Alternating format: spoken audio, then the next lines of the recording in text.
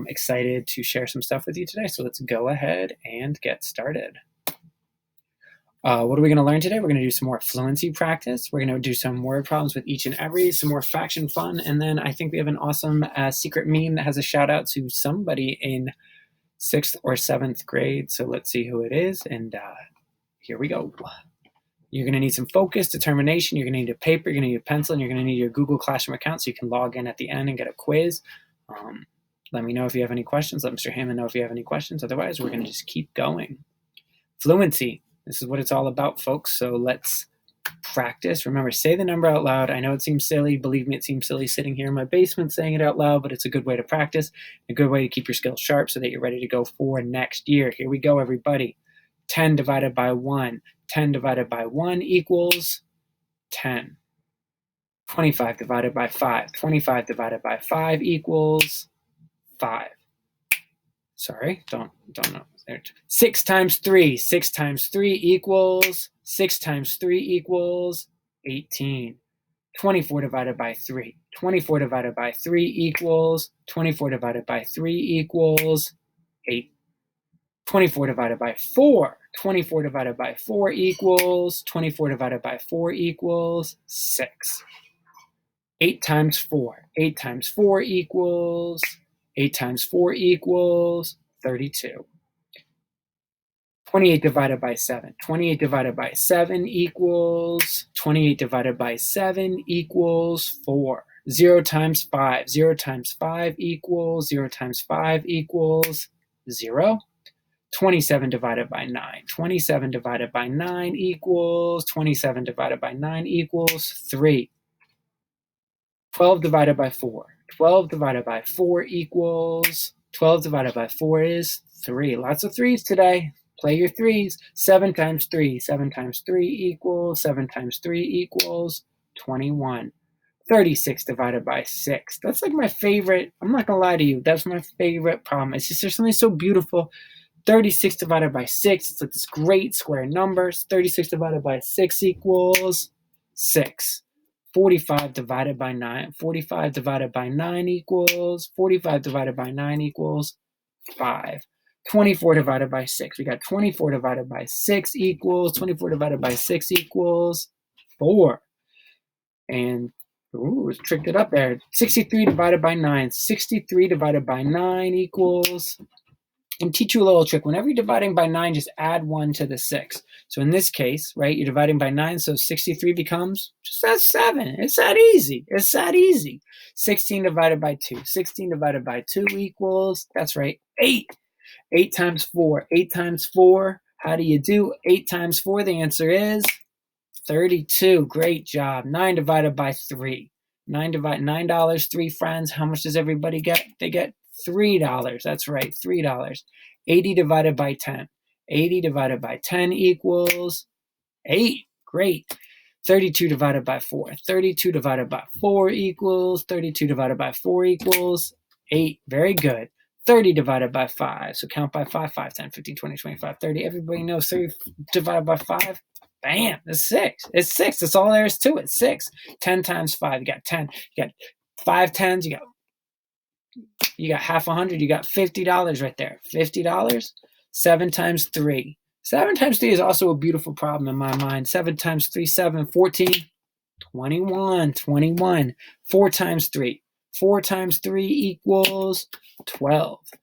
All right, that's it. That's that. Word problems part 1.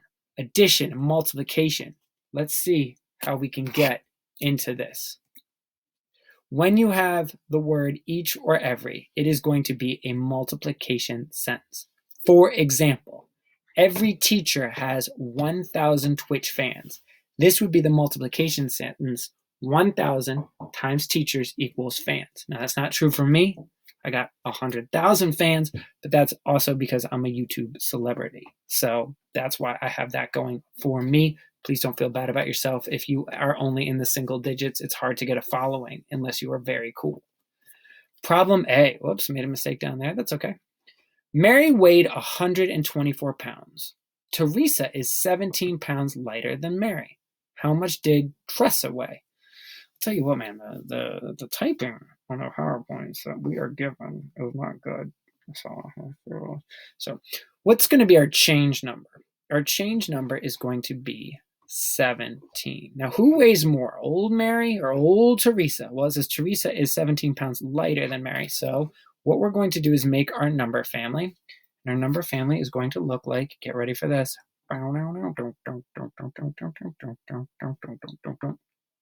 Y'all ready for this?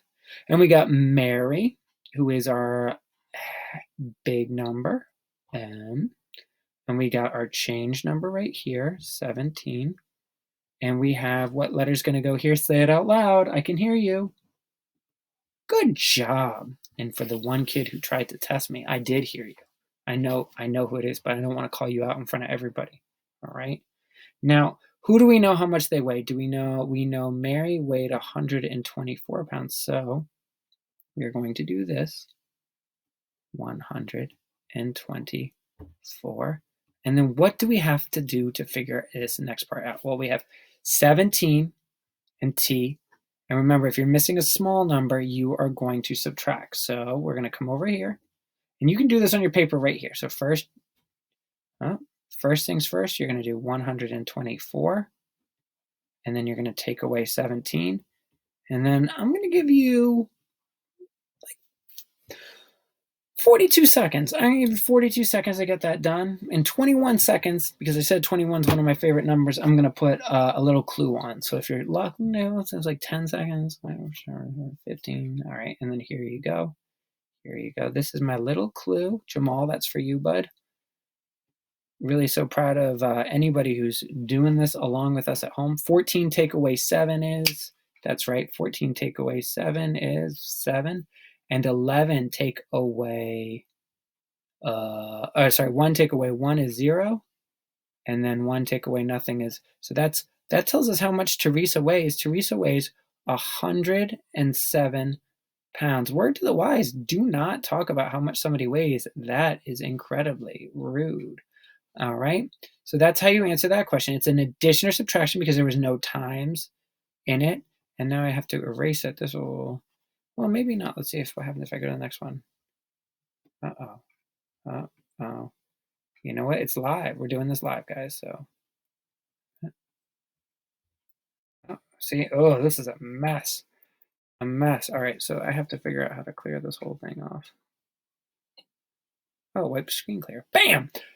And this is where I was supposed to do the other thing, but I got confused because it's my first time doing it. So I think we can all agree I did a great job. And like and subscribe in the YouTube comments. Maybe get that Mr. O'Connell merch we're talking so much about. Anyway, we're going to go into problem B. Problem B. So I go here, I click here, and I do this. This is not as easy as it seems. All right. Okay. Oof, we're at an apple orchard. That's where we are today. We're at an apple orchard for problem B. And there's Farmer Bill, and we say to him, "Hey, Bill, what's up, bud?" And he says, "Well, I'll answer the question, but I got a riddle for you." And you say, "Oh, okay, Bill, that's fine." He says, "There were 5 apples in each bag. If there were 155 apples, how many bags were there?" And you're like, "Wait, Bill, it's your farm." But we're going to play along because maybe we can get some apple pie. Let's see the questions we would ask ourselves before we answer this. Here we go. What's a times number? And that times number is hiding right here. 5 apples in each bag. So our times number is 5. Very good. Now what's up next? Is this a multiplication or addition? And there's that word in there. It's the word that I told you to watch out for all the time. That word is each. It is a multiplication sentence, right? And then, so here we go. So we have 5 bags, apples, and how many do we know? We knew how many apples there were. That's 155. So let's go over here. And we can solve it. I'm going to go over here and let's see. We know this is 155. Well, that's perfect. What a great job we've done today, right? Billy, you're not going to get us. So when you have a multiplication family, you take your big number, take that bad boy, slide him in there, and then you build your house around it. And then you got your 5, all right? Now, look. I know what you're thinking. I can't do this. 5 doesn't go into 15. Yes, you're right. It doesn't. But if you count by, to get the biggest part of 15 that you can count by 5 5, 10, 15. The biggest part you can get is 15 divided by 5. That answer is going to be 3. And now what's 5 divided by 5? What's 5 divided by 5? 5 divided by 5 is, write it down. Nah, yeah, you're right. It's 1. So how many bags were there? That's 31. And then Bill says to you, oh, what a great job. Now you can get your stuff. And you're like, thanks, Bill, I appreciate it. And you get your apples, maybe a pumpkin or whatever, and have a really great time, all right? So let's go ahead to our next problem, which I have to, problem C. Now this one, there were 360 books in the kitchen. I don't know. It's either a big kitchen or a person who doesn't cook a lot is what I'm thinking. But there were 360 books in the kitchen. The study had 9 times as many books. How many books in the study? So does this have a times number in it? Let's find out. It does. What is it? It is 9. You got it. Now, is this multiplication or addition? And the answer is, if you got a times number, the answer is, that's right. You got it. It's multiplication. And then now the question is, are there more books in the study or the kitchen? And it says, well, the study had, pointed at my screen. The study had 9 times as many books. So which had more? The study, right? So our word family is going to look like this. Bow. And we knew how many books were in the kitchen. So I'm going to cross off K. I'm going to put 360. Oh, that's how many degrees there are in a circle, everybody's saying. And I'm agreeing with you. I really am. I don't want you to think that I was disagreeing with you. And now you're going to set up your problem. And I am going to this time give you some calculated think time to work it out on your piece of paper right in front of you. All right, so there you go. And then you're gonna work on the paper, doing all that work like you should. Doing all the work on your paper like you should, and you're doing all the work on the paper. And the paper's gonna... You can turn the sound off, and then I'll just give you one of these when it's... All right, there we go. 360. What is 9 times 0? 9 times 0 is 0. And what is 9 times 6? 9 times 6 is, say it, 54. What number do we write here? 4. Great job, Farhan. Great job. You didn't know I was right behind you, did you? Haha, just kidding. I'm not. I'm at my house. You can see behind me. I'm in the basement. 9 times 3. What's 9 times 3? Let's see. 27. Count on 5. And then our answer is 2. 3,000. 3,240. 3,240. 3,240 what? Books, yo. That's a lot of books. Like a lot of books. But you know what? If they have 360 in the kitchen, I would expect them to have that many in the study. So that's awesome. Great job, us. Way to go. We've all done great, especially us and me. Oh, it's everybody's favorite time of the day. It's time for those fractions. Each discretion, I didn't fix it from last time, but for me, that was an hour ago, but for you, that was 2 days ago. Each discretion will reveal a fraction. Listen carefully and write the fraction. I know what you're thinking. I'll fake it.